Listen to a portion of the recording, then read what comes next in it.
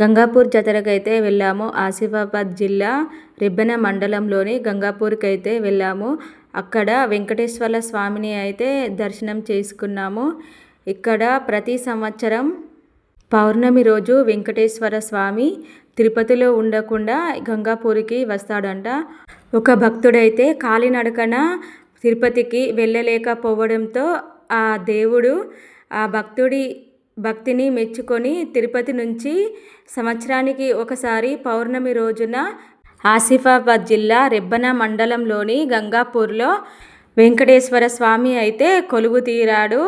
ఇక్కడికి భక్తులు అయితే ప్రతి సంవత్సరం చాలా మంది వస్తారు. ఇక్కడ జాతర కూడా 3 రోజులు జరుగుతుంది. మొదటి రోజు వెంకటేశ్వర కళ్యాణము, రెండవ రోజు రథోత్సవము, మూడవ రోజు భక్తుల దర్శనంతో ఈ జాతర అయితే ముగుస్తుంది.